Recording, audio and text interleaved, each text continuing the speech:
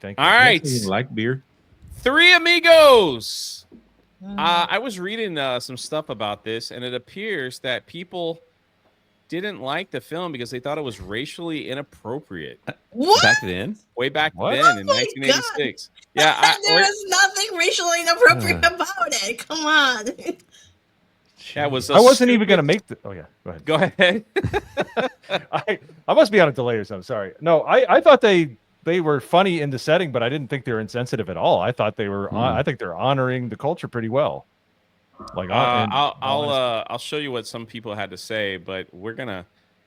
This is where I appreciate all the super chats because the stream is about to get claimed by another movie teaser trailer, which means I don't make no money on it except from your donation. So, God bless all of you. You know.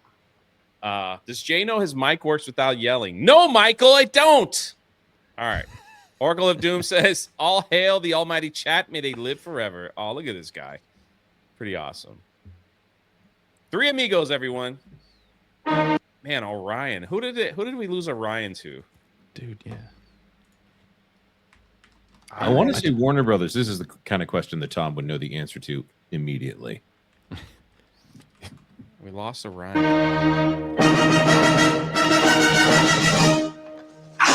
That's right! The Three Amigos. MGM. They were the... Yep. What was that, Mike? MGM bought them out. MGM. Yep. biggest stars of their day. The Three Amigos are history. But that was yesterday. Look, boys, I know show business. Something always turns up. Telegram for the Three Amigos.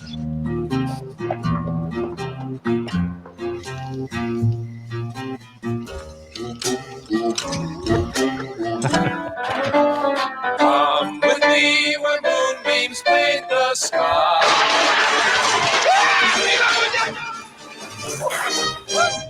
Who are you? The Three Amigos!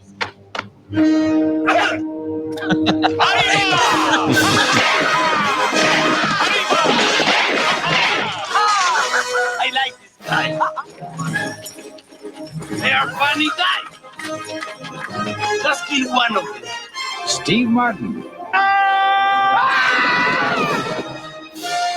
Chevy Chase. Do you have anything besides Mexican food? Martin Short.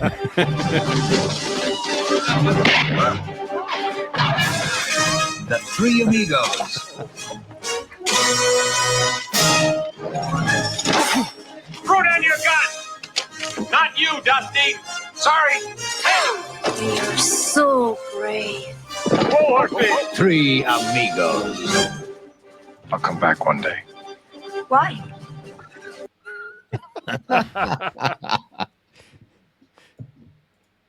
Oh man, they gave away some of the best gags from the film though. That's a horrible trailer. What were you guys doing in the 80s? There's more gags. There's lots more. There gags. is, but there was some of the best A ones. lot more. Yeah. What an amazing I do kind of miss those stupid slapstick type of films that you had three white guys that were very stupid that their names were what? We got Lucky Day, Ned Needlelander, and Dusty Bottoms. Those were the names of our three heroes. So yeah, they were king of the silent film, I guess. That's how that goes. And then we got the guy El Guapo. Doesn't that mean handsome? Yeah. Mm-hmm. Yeah, yeah, that means handsome. So they called him the handsome. That's how that worked. Yep. Yeah, but the weirder part, I think Sevi would agree, is that his main guy is called El Jefe, which means the boss. Oh, he calls him. Like I was like, what? That's weird. So tell us some of your favorite parts. Like, did you have like something that was? So I think you're going to hear a lot of this on this panel, but I watched this as a kid. I know Blaine didn't, and we'll talk about that later, I'm sure. It's your first time watching this film? Yeah, man. My very first. So I was obsessed with Mexico as a kid because of this movie, and I had a very different image of what Mexico is. I can't imagine, little like 6-7-year-old Jonas going to current day Mexico, but I didn't know what tequila was, but I thought it was hilarious that they wanted to go to Santa Poco to get some more tequila, and to get into that bar, and it's like, do you have any beer? No, we had tequila. He's like beer. Just there's so much that there are a lot of jokes that are not necessarily like, oh, I'm so clever that I wrote this. There's a lot of situational, nobody knows what's going on, and it's funny that no one understands what's going on kind of humor. That's for me, that's perfection, where the humor comes from the misunderstanding rather than, some witty line of dialogue, although the dialogue, important. Well, that was the best part. Like, the German guy goes into the bar, right? And they started making fun. One guy makes fun of him, and then he kills a man. And then he goes, I got some friends coming here. You better be nice to them because they're not as merciful as me. And then it's the Three Amigos. They walk in. They're like, how will we know your friends? You'll know them. Trust me. And the Three Amigos walks in. And like, what was it like? Their song and dance too. That was like I was so embarrassed to just see them act like that. I was just laughing, and I was probably really, really red and just blushing by like how ridiculous it was that they just decided to do this, and everybody was just staring at them while they were just dancing in such a gay way. And then of course when the Germans come in, they call them sissies, and I was like, I think you missed the mark here. Yeah. Oh yeah, my kids watched this with me, and they started doing their song and dance, and my son was sitting there. He looks over at me and he goes, Dad, I'm pretty sure these dudes are gay. And I was like, well, maybe. I like when they're at the bar and they were like they were like, we're looking for or they're looking for someone, and the bartender doesn't know, and Martin Short goes, great, I could kill someone, and the whole bar like, and you go like, oh. And I was dying, and then the bartender goes, I got a message for you from the German. German says to wait here. And Steve Martin goes, That's it. And then right after that, the airplane flying over and the joke about the balls where Martin Short laughs for like 30 minutes straight is so good. Yeah, it's a mail plane. How do you know? Can't you see his little balls? Joke was so bad. That's too good. It's so good. So good, though. It was so good. It was so bad. It was so good. Have you guys ever been in that situation where you tell a joke and you're like the only one laughing? Every day. Martin Short was so good. It was the king of cringe, man. He can make you cringe in any movie. He's so good. Oh yeah, for sure. Yeah, the moment where they cry kills me though. Like when he walks over, he goes, "It's all real." And they're like, "What?" And he goes, "It's real." And they're like, oh. Yeah, dude, talk to Amanda, man. It's so good, man. That I think, like, let's see, the first time when they get to Santa Poco, some of the men show up and they just dance around them, right? And then they leave and they throw that big party. And Chevy Chase is playing the guitar. Oh my gosh, dude. Oh yeah. Hold on, before that, that's right. The infamous. Yeah. Yeah. It's like infamous. Yes. Yeah. How does it all get so messed up? Because they send a telegram, but she didn't have enough money, so they made it look like they're gonna pay them all this money to do a performance. So I think that's Jonas was talking about that type of humor, where it's like it's all like a misunderstanding, you know. And then they finally get run off, and then they come back to the town. They're like, "Can we get our stuff, please?" It's like, have you seen my cufflinks? They were made out of pearl. Yeah, I know. my cufflinks, and then they decide to pony up. Go ahead, Mo. I gotta say, my favorite part of the movie, because I just love just stupid nonsense, was the singing bush. Oh, was great. just rattling off all those old songs. And he's like, "Hello, my baby, hello, my darling, hello." And good night, lady. Good night. Okay, so do you My know kids who were the both voice, like, "What is happening?" Do you know who the voice of the singing bush was? I found out No. yesterday. It's Randy Newman. Oh my gosh, that's Really? amazing. He was actually one of the writers. Yeah, I knew that he did some of the music. I did because when you hear that Randy Newman does the music, you think, okay, well, he did the soundtrack for the movie. No, he didn't do the soundtrack for the movie. He did the 3 songs that you hear. Like My Little Buttercup, that's original. I didn't know that as a kid. Oh I my didn't know that either. And Why he wrote not the even script song? with Steve Martin and Lorne Michaels. Yeah. I was like, okay. Wow. This definitely Steve seems like a Martin Lorne says he's Michaels funny. film. Yeah. I was expecting the singing bush to be shot and then a person to fall off the singing bush after he was killed. So I was really surprised when they didn't shoot at it, and instead they there's just shot at the Invisible Warrior. Yeah. The crazy thing is, imagine like you're making like what is this considered, a Western type film? Oh yeah, totally. And then the writer goes, "Hey, I've got an idea. Let's just put something in there totally crazy, unrealistic that would be funny. Like what? We're gonna have a singing bush." SNL. Like that's very Lorne Michaels. That was probably him. Like it just how random and weird it was. It's like this felt like it was ripped out of an entirely different movie. The singing bush was great, but when they had to do the incantations and they read, Oh yeah, and they go first, and Steve Martin goes, blah, blah, blah, blah, blah. Bam. Then Chevy Chase shoots the singing bush. I mean, the invisible swordsman. He shoots the Invisible Warrior. So that whole scene really was pointless. And then like a plane flies by, and they're like, "Well, let's just follow the plane. That's probably where it's going." To good old El Guapo. My favorite part of the whole film, I don't know why this makes me laugh, was, "Hey, I'm gonna throw a rock and distract him." And you got like Steve Martin, like, "Okay, that's a good idea, but throw it over there, maybe behind that." And he just chucks it and hits the guy in the side of the face. It just caught me. It did that scene when I first caught me by surprise. I could not stop laughing at that scene, and every time I see it, it just makes me laugh even harder because I don't know why.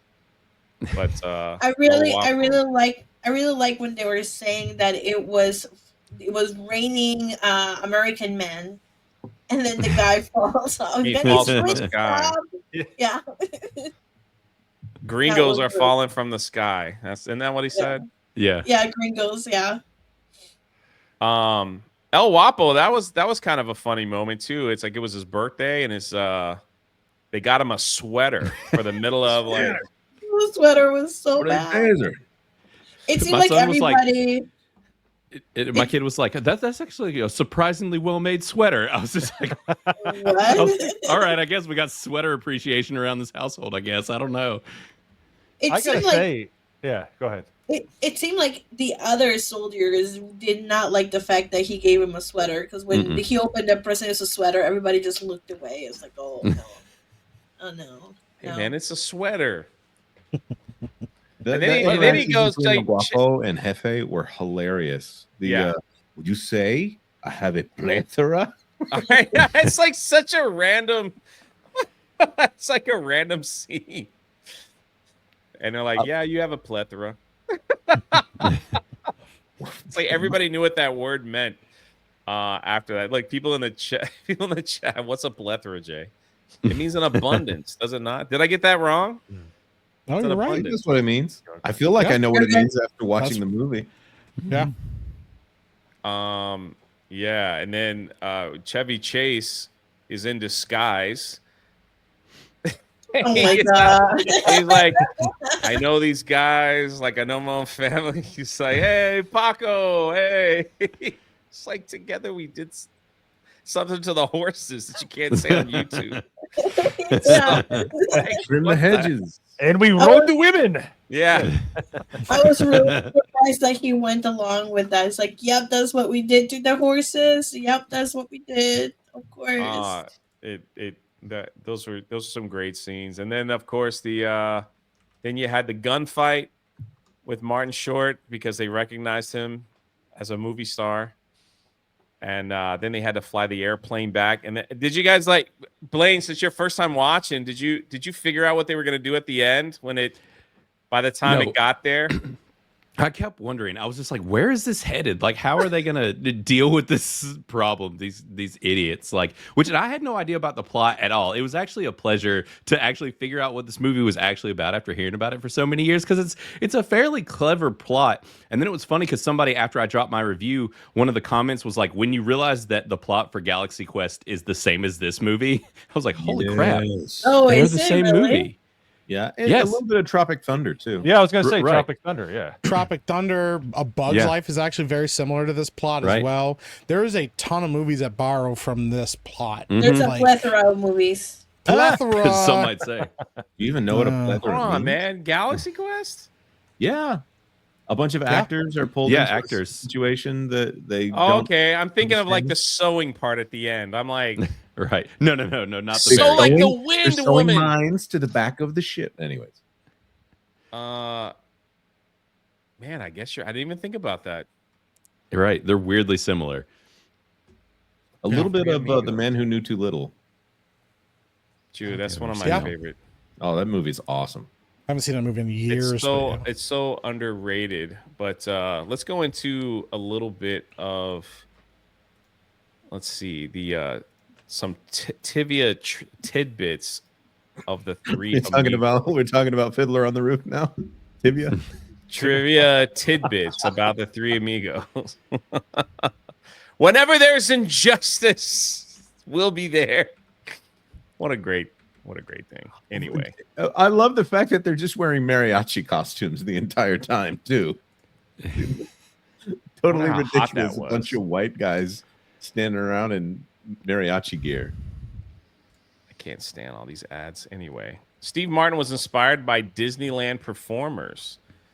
Martin revealed in his recent book, Number One is Walking, the seeds of the Three Amigos were planted way back when he was working at Disneyland at the age of 12, performing road trips across the trio of sensational musicians. How about that? That's wild. That's a great movie, by the way. I was gonna say I didn't think that when he did the rope trick, when he's doing lasso tricks in the movie, I didn't look like I was assisted. I was like, he looks like he's actually doing that. Like where he's got the lasso, he's putting around his arm. If you remember that when he's like performing at the the party. Yeah, Steve Martin has got like some weird skills. Like he worked at Disneyland as a magician. Like there's a scene in Sergeant Bilko where he does these amazing card flips just out of the blue. Like I have a feeling he's done a lot of like put in the work, put in the hours to be a real performer. And now these three are like the definition of theater kids. Watching this movie made me think about that. I was like, this is the most theater kid thing I've ever seen. Like, and they don't really make stuff like it anymore. You know what? The cringiest part of the whole film, because it's happened to me too many times, is Martin Short is sitting around on the steps telling a story of how he bumped into an actress. Oh my God. Yes. And she's like, she said, "Kid, you've got it." And I went, and they just don't say a word. I don't think they don't know even what he was respond. They saying. just stare at him. I don't like. I pictured this as they don't speak English. They have no idea what he's saying. So they're just sitting there, just going like, looking at just nothing, staring into deep space. It happens to us here when there's like a moment of silence when nobody has anything to say. So, number 14, and a Beverly Hills restaurant mural. Martin was struck by a mural in one of his favorite restaurants depicting Vaquero. Did I say that right? I think it's Vaquero. Vaquero. Wearing rearing back on a horse and waving his hat. It's interesting how like things you see inspire, like the things that they just see inspire them to make, to create and do films. So Steve Martin threw away the original script. According to Martin, he originally hired 2 writers to turn his ideas into a screenplay, but it didn't work out. The initial script was very different from what we got in the end, and mostly based on puns. Anything anything you'd like to see something different? I think the movie was really. I couldn't see this going any other way. And the critics bombed it. It's got quite a low critic score actually as well. Yeah, the whole thing with the movie is it's ridiculous, and it like exists in reality for part of it, and then you go to the camp scene, like where the horses are singing and stuff like that. My son literally looked over at me and he's like, "Did they eat like cactus or something?" And I'm like, first of all, I was like, "That's funny," and I'm like, "Wait, how did you know that? You're 11." Like, but it was such a good scene, and it fit in the movie. Like they just took all these different things that are just ridiculous, but they put it in the movie, and by the end, you end up loving the heroes and the villains. Like everybody in the movie, you have a soft spot for. El Jefe, El Guapo, the Three Amigos, even the people at the beginning, which John Lovitz and Phil Hartman had bit pieces in this movie, which was crazy. Yeah, I forgot about that. That's right. Wow, I'm looking at Ebert and Siskel. Sorry, Siskel and Ebert. Got to get that right. They savaged this movie. Ooh, a 1 out of 4 from Roger Ebert. He hated this. Critics never really liked dumb, fun movies. Like they didn't like I don't know how many people here like Dumb and Dumber. Oh, heck the critics hated that. They just said this is so, but it was a movie that made people laugh, for whatever it was. Right. Yeah. So you can't take it too seriously when it's comedy. That was kind of one of the things like you were talking about is like they don't really make slapstick movies like this anymore. Just things that like this movie is so stupid. This is a really stupid movie. Right. But it's also great because it's stupid. Right. Yeah, right. And anytime it tries to get too serious and it's like, oh, they saved the town and everything's fine. And he's like, I'm going to come back one day. Like in the trailer, he goes, why? I know. It's like, it's perfect. It was written by Steve Martin, Lorne Michaels, and singer Randy Newman. So they wrote that. The reason why he asked Randy is Randy's one of the funniest people I know. So he wrote My Little Buttercup. I mean, his lyrics are amazing. Like he's one of those guys that I don't want to rave about the guy, but his songwriting survives somehow through that voice that is so froggy. Like you got to have talent. Sorry, this is so mean to say this because I think Randy Newman's pretty great, but to have a recording career despite that voice, I feel so yeah. Number 11 was pretty wild. It was nearly directed by Steven Spielberg. At one point, Steven Spielberg was in talks to direct the film and wanted Bill Murray and Robin Williams to play the roles that were later filled by Chase and Short. He decided to make some movie called E.T. instead. Some movie. Yeah, never heard of it. Williams and Bill Murray could have done this for sure. They were that would have been solid solid back then. Yeah. Yeah, I think they would have been. I think they would have done really well. Who would Williams play? Like Martin Short? Oh, 100%. Yeah. Well, Dusty's supposed to be like the ladies' man. I don't know. I think Robin Williams, I could see him doing the Martin Short bit, but it's very Martin Short to have a character who is obsessed with Hollywood success. Like he's still playing some version of that character, even on Only Murders in the Building. And I don't think it's a hot take. I think you could plug Robin Williams in anything and he'll work. I mean, not now, obviously, but wow, yeah, because he's dead.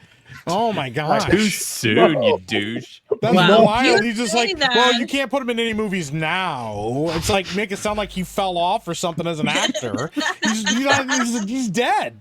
He hasn't put out any work lately. How am I supposed to know? You do realize there's probably somebody that will create an AI depiction of him and put him in the movie. Actually, he had it written in his will that they are not allowed to recreate his likeness for anything. Because he knew about the AI stuff and he didn't want to be recreated for movies. I bet he looked Bob Iger in the eye while he was signing that will and say, "Hey, dude, screw you." Yeah. I can't imagine this on Steven Spielberg's resume, though. Yeah, no, that would have been a weird one. It would have turned out really different, I think. Oh yeah. Did Spielberg do a comedy? I'm trying to think if he ever did. I am too. Like, I'm thinking he did one, but it wasn't very good. Chat, help us out. 1941. That's what it is. There he you did go. one and it bombed like crazy. There you go. Yeah. 1941. There you go. Then he said, "I'll never do a comedy again." Off to Indiana Jones.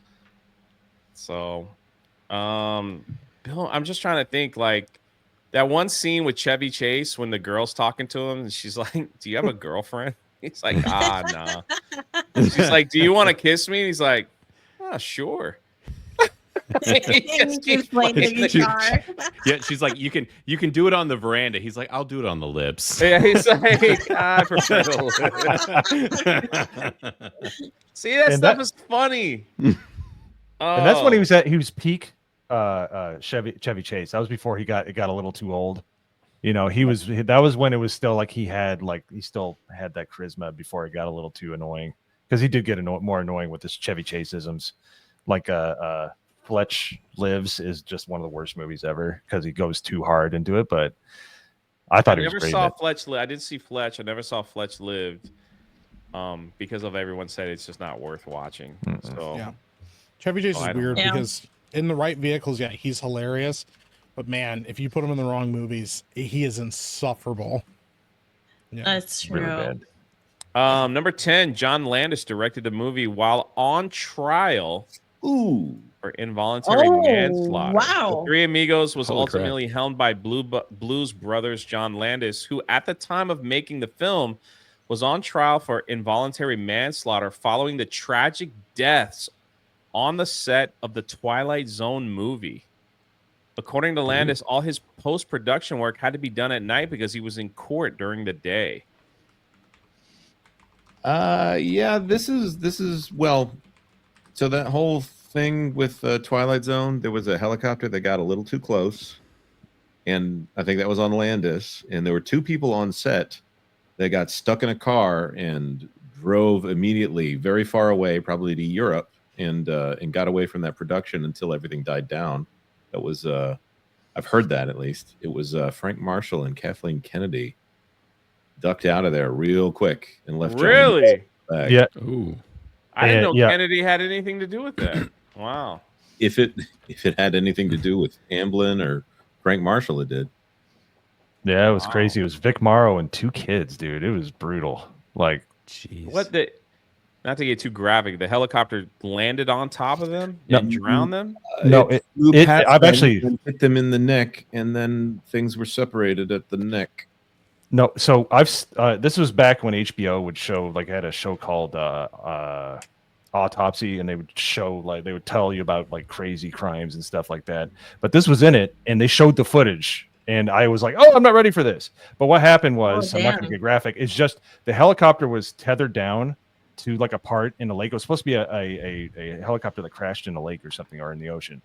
But when it got loose, and the rotor actually lifted off the ground, and it came down, and yeah, that's the rest is history. Wow. It was nuts. It was one of those things. I quit watching that show after that. I was like, okay, that's too much. But yeah, that's wild. Vic Morrow and two kids. Yep, and Vic Morrow was a very famous actor at that point. Like, he was. And apparently, there were like 6 people in the helicopter too that got injured along with the whole thing.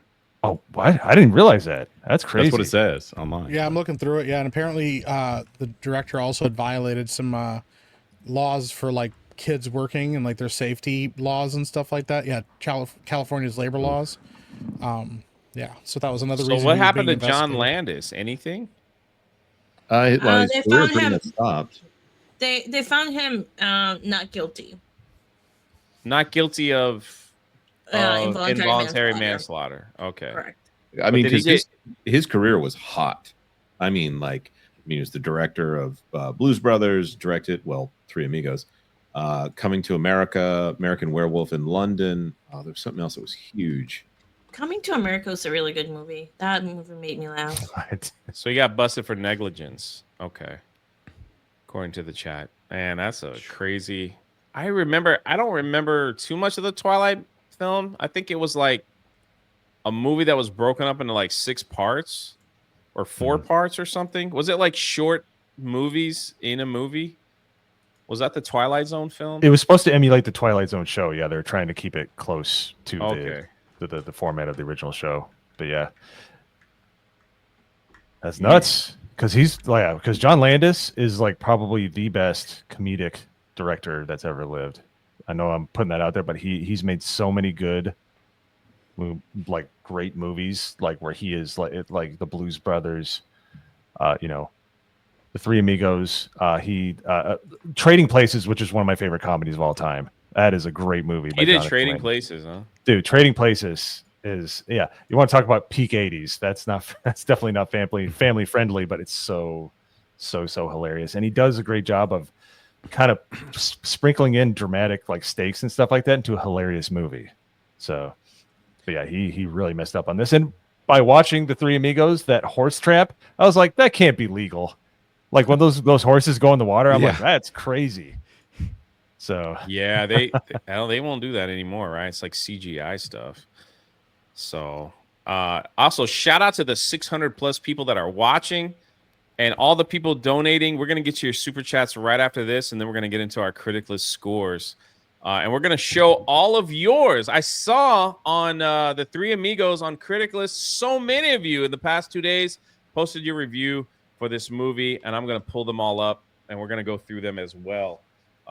So that's pretty awesome that you guys are participating with us, and that is pretty cool. Anyway, the story was written by, the score, was written by a Hollywood legend.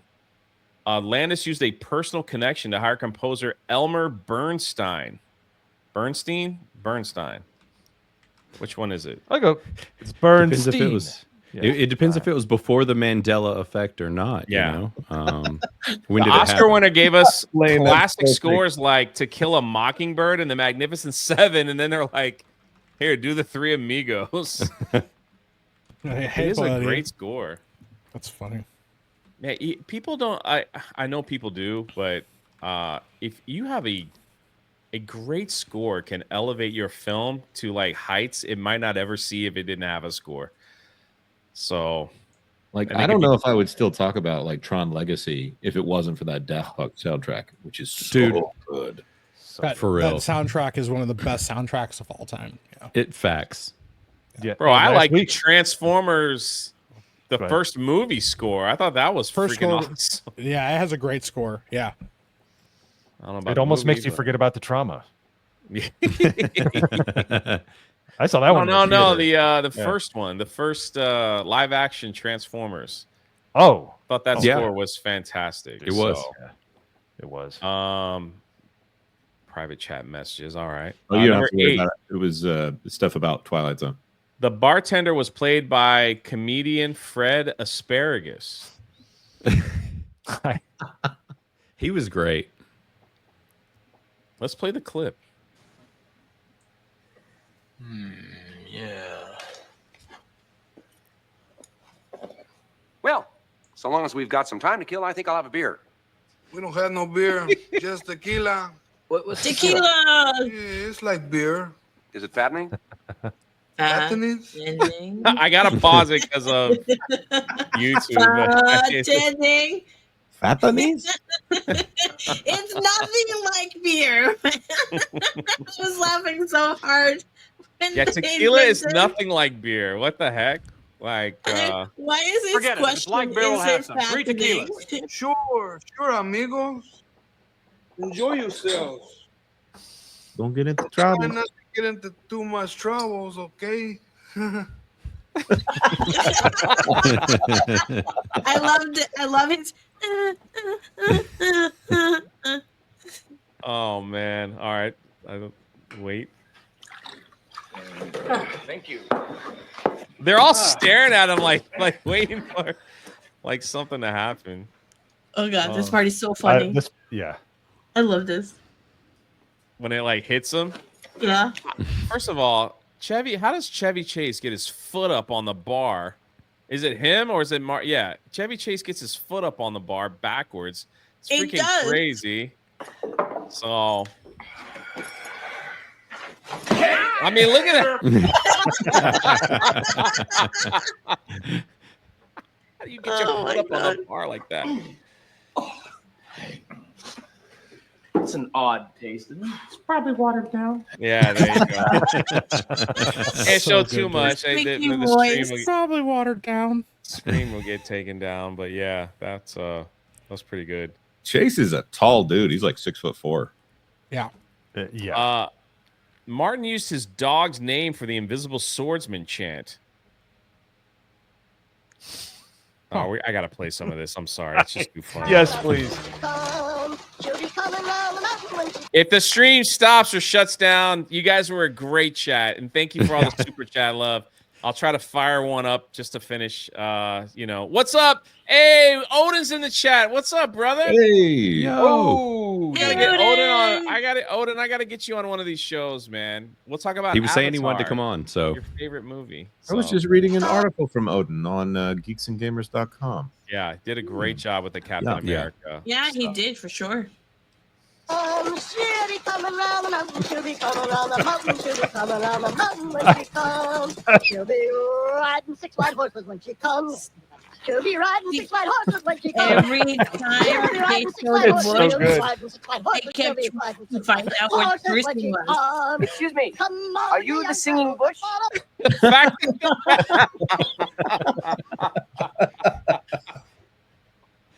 Excuse me. Steve Martin gets mad. Sorry, guys. I gotta pause it every now and then, or I don't know. See with a yeah, oh, blow the man down. Oh, pay attention and listen. Let me talk to him. Excuse us. Are you the singing boy? Yeah, oh, Yeah. blow the man down. No, he's not. You idiot. Hi. Blow the man down. Hi. Give me some time to blow the man down. Excuse us. Good night, ladies. Good Hey! night, ladies. Good night, ladies. I'm gonna leave you now. Merrily we roll Forget it. along, My roll guess along, is this roll is the along, singing merrily. bush. There.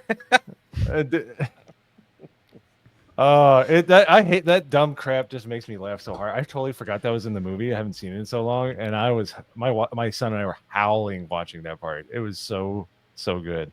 It's not even like in most films they would get like some kind of kind of directions as like where they're headed, and they're like, hey, you're gonna pass like a singing bush and there's gonna be an invisible. We didn't get any preparation for this. It just comes out of nowhere. Just absolute chaos. No, they do. In the scene where they're sitting at the campfire, how far do you think we got before we had to go back and ask for directions? Yeah, exactly. Miles. And then they list off we gotta the singing bush. The swordsman. It's in the middle of them like chomping down on bat wings and I guess I totally missed that.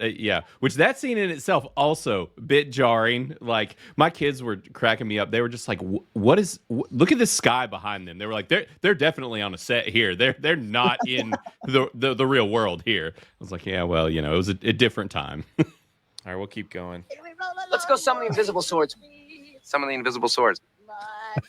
Can't believe I'm doing this. Chevy Chase had another amazing scene is when they're in the desert and the sun is beating down and they all try to take a sip of water. And Oh my Steve God. Martin had a couple drips, and then the other one had dirt in his canteen.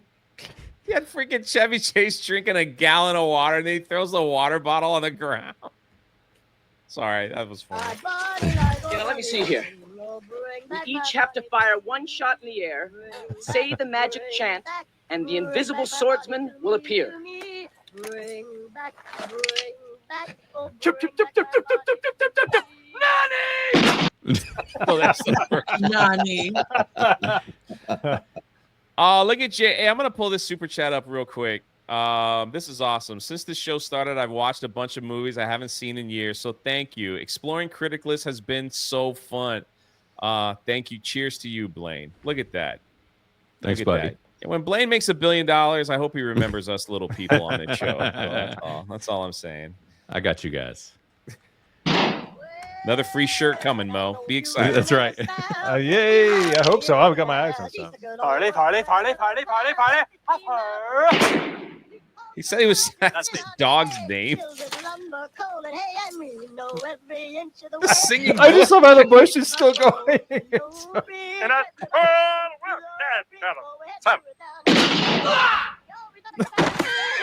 Oh my God. It's so Bro, beautiful. the freaking body drops, the horse screams in terror, the bush is still singing. Oh my gosh. Oh, look at Odom. It says we need a special sticker just for reviewing this movie. Look at that. There you go. What's up, Alec Baldwin's finger in the chat? What's good, man? I met that guy. I love the fact he shoots the swordsman. He falls to the ground. Then the horse screams in terror. Hold on, I gotta play that again. That's so freaking funny.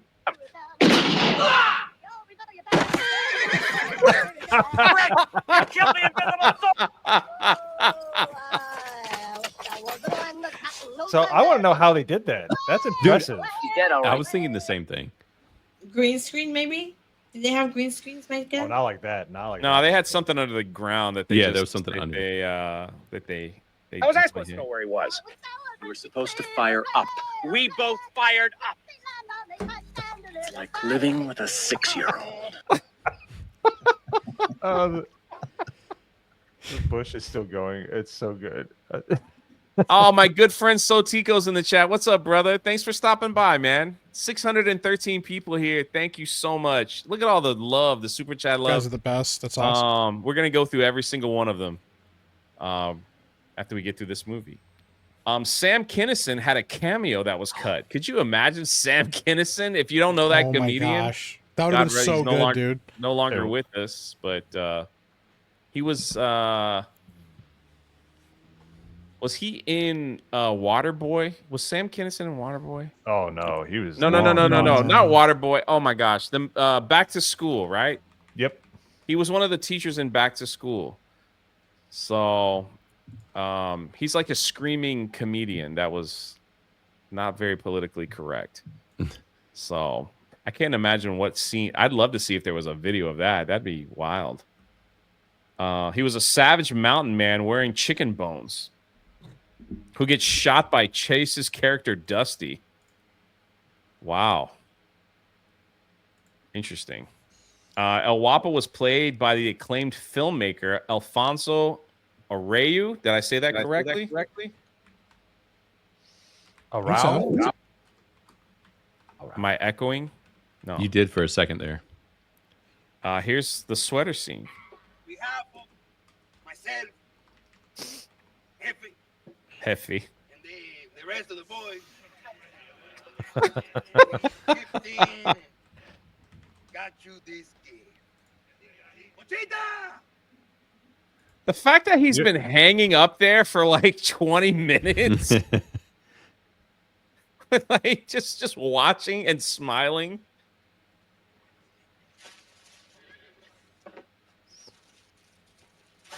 Anybody ever get a gift wrapped in newspaper? Never. Oh yeah, yeah. Yep. Oh, yeah. Poor white folks got. Yeah, gifts I was about to say wrapped in that's their newspaper. struggles. That's some poor people's struggles. They would just, at some point they just stopped wrapping them and just handed it to you. Yeah. You just got to make sure it's not like anything too weird on the headlines, you know? Yeah.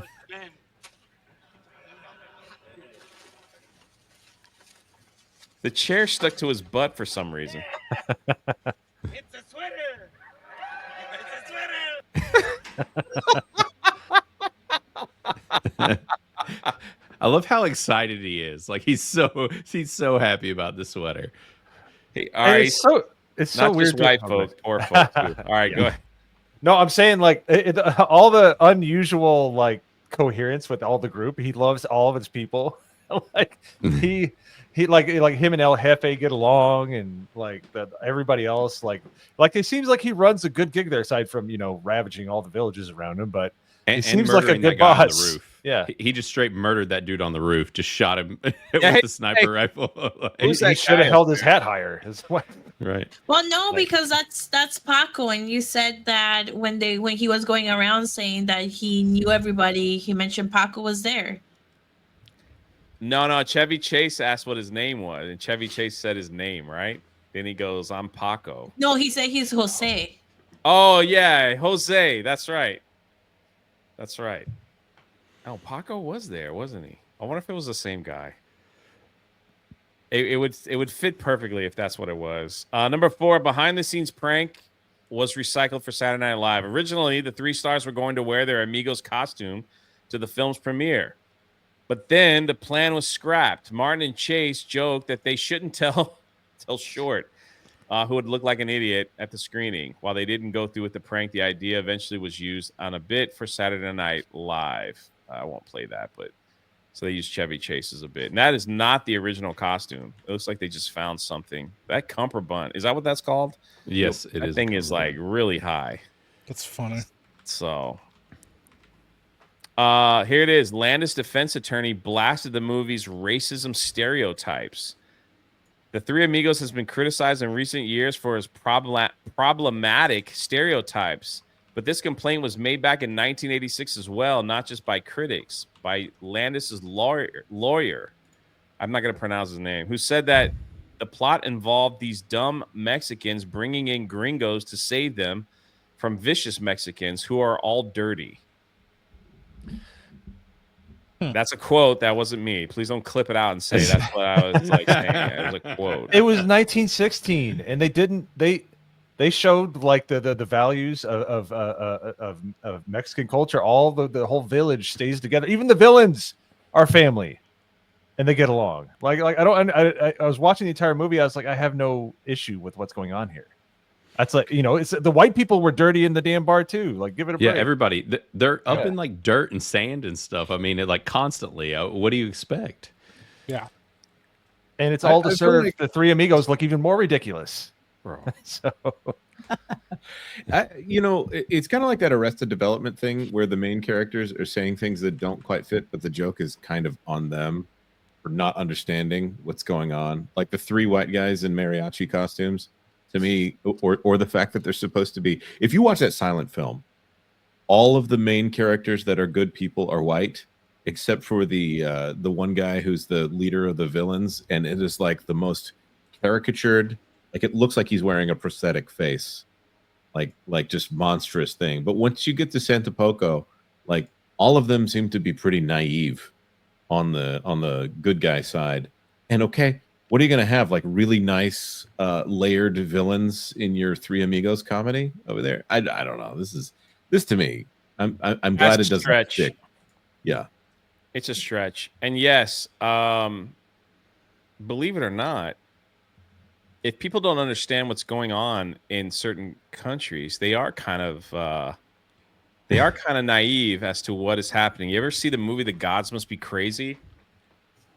Anybody ever see that film? They dropped a Coke bottle on a village in Africa, and they'd never seen it before. And it goes through all this. This guy's drinking a Coke bottle. And he throws it out of an airplane, and they discover they've never seen that before.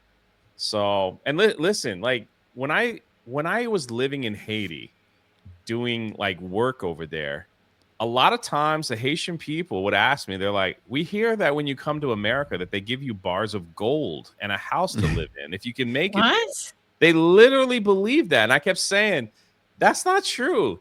That's not true at all. Like, who told you that? They're like, everybody knows that. Why don't you? I heard that that's how it was over the last like 4 years. Wasn't that what happened?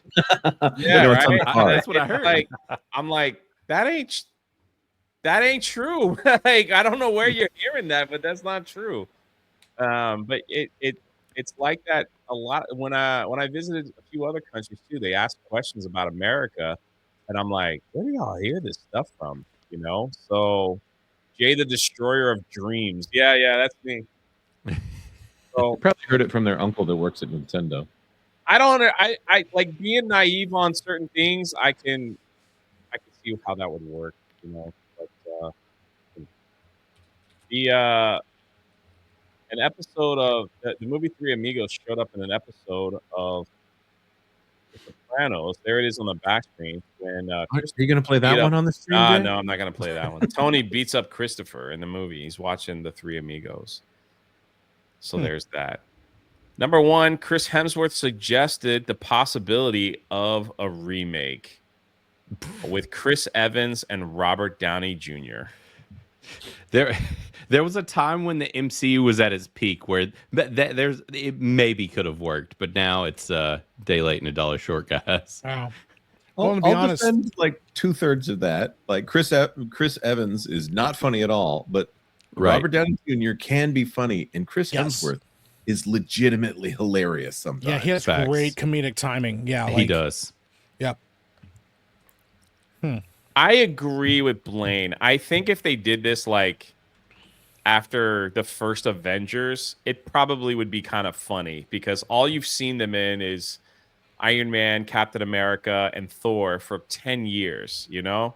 So it's like, if they did that like after maybe the second Avengers, they just kind of threw a movie like this together, even though I despise remakes, it might have worked, but probably not. Yeah. But probably not. Anyway, those are the 15 tidbits of the Three Amigos. All right, who wants to go first? Mike, I don't even see your. You're muted up there. I'm muted. Hold on. What? I just want to get this out of the way. I know I'm going to get yelled at. I gave it a 78. Oh. That makes me like really happy. There are parts of the movie that make me laugh really hard. The rest of it, it's fine. And it's a fine comedy, but the parts that make me laugh, but the in-between to me was just kind of slow. I want to be really very honest here. I am not a fan of Chevy Chase in most things. I love Steve Martin and Martin Short together, and I think this movie would have been better if it was just those two, because I really don't like Chevy Chase very much in this movie. This feels like one of those movies they had to make him do. I know. Don't shoot the messenger, but I talked about my favorite parts earlier. I said it was funny, you know? No, I'm glad. I thought I was going to be the lowest score, but you got me by a point. I'm happy about that. Can we just take it off the screen? I don't want to talk. All right, Savvy, you're next. You ready? Mike hates fun. There it goes. 95! She's not even American.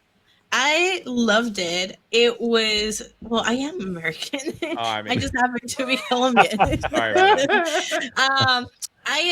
loved it. I gave it 95%. I was laughing. They had so many really good quotes. My favorite was infamous. It means more than famous. I like how when they were eating the bat. I liked when they were eating the bat meat, and when they were singing and all the animals came in, and the turtle at the end said good night. And I can't remember if it said good night Ned or who he said good night to. It was really good. I really enjoyed it. It was a mindless fun. It's a movie that doesn't make you think. It's just funny. It was just really, really funny. It was enjoyable. I watched it and I could just relax watching it. I didn't have to do anything. It was great. 95. I love it. Jonas, you ready? Yeah, let's go for it. I rated this what did I rate this? An 85 right here. I love this movie. I think that this is a great movie. Oh, you didn't even have it up. You're not even. It'll be at the top. Keep rolling down, please. Oh, okay. Sorry. Yours is right there at the top. There you go. Yeah. Here we go. Sorry. I'm like I said right at the start of this review, I'll admit I have nostalgia glasses on this one. I loved it ever since I was a kid, and every bit of humor in this just is exactly what it needs to sell to my sense of humor. The fact that they are oblivious for most of this movie, completely self-centered, and just walking into the dumbest mistakes. I love it. It's almost like this show. It's really, we can kind of relate a little bit. Actually, I agree with that. That's crazy. Mo or Blaine, you want to go now? Blaine, you ready? I can go. I got this. Right. I think I got mine up. Yeah, like I said, I was a point above Mike, so I don't want to feel. I was worried that I was going to be the curmudgeon here, but he got me by a point, so I'm feeling better. And obviously, Odin swooped in and was trolling me already, which he hates my opinions on most things. So, But yeah, so my biggest thing is I think we could have trimmed like maybe 15 off of this movie. It was just a hair too long. I was starting to feel the length by the end. Like I said, I was new to this, never seen it before, none of that nostalgia. I still love it. Like I think this movie's fantastic. It's a lot of fun. But with the length and then just some of the randomness of like the bush and like I loved all that stuff, but also it was just out of left field. But if it was just a hair shorter, I think at like that hour and a half marker, like it would have hit even better for me. But I still think it's fantastic. It's a very funny movie, and like we were saying, they don't make comedies like this anymore. These three guys together are great, and I'm all for it. I think it's totally still worth a watch. It's a lot of fun. I like it. Mo didn't do his review, I see. Oh, I absolutely did. Oh, I don't got see you. it. I got you. Did you forget to hit publish again? Oh no, he did it himself. Oh yeah, that's right. That's right. There we go. Yeah, there we go. It's up. You there. can add it yourself, right? Oh yeah. I've given you the power. StreamYards keeps changing the options in the back room. It's annoying. Yeah. Anyways, this is mine. I gave it an 86. I had not seen it in so long. I used to love it because all of us in grade school, because I was in grade school when this movie came out. I'm old, but we'd all do the salute. You know, you do the and the cough. Like, because we all thought it was hilarious. I feel seen with the cough. Oh yeah, it's the hernia check, right? So yeah. So anyways, it was a movie that we all thought was hilarious back in the day, but I was like, a lot of movies, especially like Mike was saying with Chevy Chase, you really got to be like, I don't know how this is going to hold up, but I really loved this movie. The soundtrack was great, which I always love the soundtracks. The slapstick was hilarious. The singing bush was, I obviously you saw. I was watching again. I was howling. It was just the perfect mix of a great heart-filled storyline and absurdity. Like you really felt for, like I said, for the villains, for the heroes, and everybody in between. Like it was a really hashed out, fully built town. Like you felt like that place actually existed with all the weirdness. So I loved it. I thought it was really fun. It's also not a long movie. It just gets you in and out, and it's super fun. It's just it's what I think it's because when it came out in the mid 80s, I think that's why it bombed, is because 85, 86, 87, there's so many good movies coming out. So something was going to have to get left behind. And I think this was one of the movies that didn't get enough love when it came out. So 86% absolutely. I'll probably watch it again soon. It was really fun. Sounds good. And Mexican Iron Man, our Mexican friend, says it's the greatest Mexican movie of all time. You gotta love it. All right, well, let's see what everyone, myself and everyone else, let's see what we got here. All right, I gave it a 90. I thought it was amazing. And it's one of those films that if it was on TNT while I'm scrolling, I'd probably stop and leave it on. I don't know if you guys ever been in that situation. We're just trying to see what's on. And it's like, oh, this is on. I'll just leave it on and off we go. So I gave it a 90. It's Courtney gave it a 71. She calls it a classic comedy with great actors. We got Odin. My man Odin gives it another 90. He gives me a shout out. Shout out to me for brightening his day for talking about watch this movie. Michael Moose gave it an 88. Thanks for reviewing this. These are just recent. So it just makes me happy that all you guys just constantly come in and do this with us. So Mixed Match gave it a 78. These are all high remarks. This one is 68. Who is that? Mixed Match? That name. Wait. Legion Dell? I should probably blow this up. My bad, people. Maybe that's too much. There we go. He gave it a 68. We got Alex here, gave it a 66. He goes, man, an okay comedy movie with Steve Martin. Alex, how could you? Marianne gave it a 75. She said, I love Steve Martin and Martin Short. I just didn't find this movie funny. I watched it twice, hoping I'd see the humor, and it didn't even make me smile. Maybe it was funnier in the 80s. It definitely isn't a comedy for everybody. Some people don't like stupid movies, like stupid comedies. They just don't. So maybe you prefer a movie like Hitch. I don't know. Man Does Movies gave it a 90. That was the weirdest dig I've ever heard. No. What? Maybe Hitch is more your style. John Beeman gave it. Hitch was hilarious. I'm sorry. It was funny. It was. John Beeman gave it a 75. Calls it a diamond in the rough. That's rad. There's Epic Mike. Yeah. My Dixie gave it a 77. Three infamous, more than famous comedy geniuses that weren't used for their fullest potentials. The movie should have been more goofy, funny, like Blazing Saddles. There you go. That's actually fair. There's Blaine. We could skip his. Mo gave it 86. This one came in yesterday. 62. I don't know, how do you say your name? I always struggle with that one too. How do you say your name, brother? Well, we're showing it off anyway. There's the Big Al, gave it a 70. One of my favorite films as a kid, but does fall short in those memories while still being very entertaining. Oof. Sam Wise, there's Sam Wise, gave it a 64. What the heck are you guys smoking giving this movie above 90?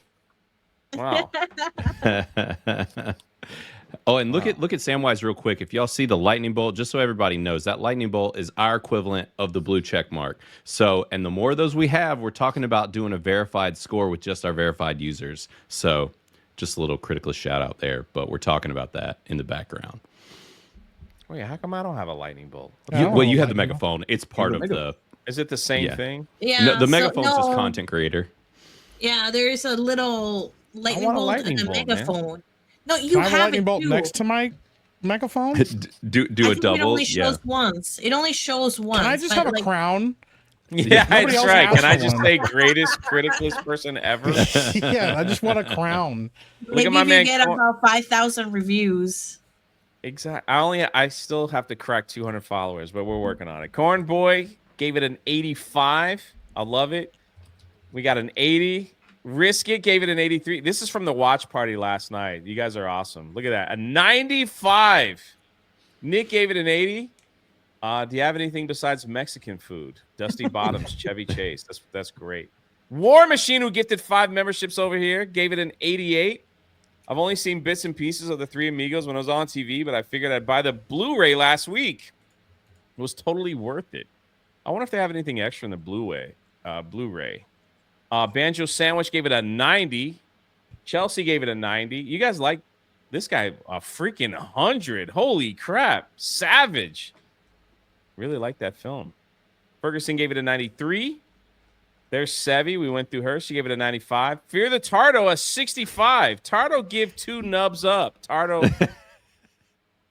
Tardo Soup Prize Savvy's Bush made an appearance. Yo, I don't know where that's going, but we'll keep scrolling. Got an 80, 100%, 100, man, 85. There's Jonas. We could skip that one. Oh, and here we go. Our first Mr. P gave it a 50. Do I dare read? Oh, he didn't even say anything. Somebody's commented a 50. Oh, you can review the he had it hidden because there were spoilers. Oh, I got you. Yeah, we don't want to spoil it. There's a 60, 68, and all these. This was an older one from 23. This might have been the first review. But then you guys came flying in, man, like the past few days. So that's kind of neat, huh? Yeah, and actually, a Criticless trick here. Scroll up to the top, or when you're presenting, I wanted to show everybody this while we're. So if y'all are making recommendations within the app and want to share stuff to the group, when you're looking at the movie poster, that little plus right there in the right-hand corner, if you click on that, and you can click on it, nothing will happen like instantly. But yeah, so you can post it to the group, and so you can actually share like this movie's poster and the link to the movie within our group or around the app in other groups. So that poster group feature is super helpful if you're wanting to share it within the groups and add the list as well. So that is there, and a lot of people did not know that we had that. I didn't know that either. Yeah, it's real handy. So for the audience score, what is that? Audience score gave it an 82%. Mine was 90. There we go. And one of my followers gave it a 71. Is that what that means? That's me. That's me. Friends with benefit. I only have one friends with benefit. That's you need to add some more. Yeah. That's Blaine. There you have it, everyone. The Three Amigos. Another classic. Next week, it looks like we'll be doing Galaxy Quest. Galaxy Quest won the poll. So I love that movie, by the way. This is just like, look at that, man. Dude, this is pretty cool.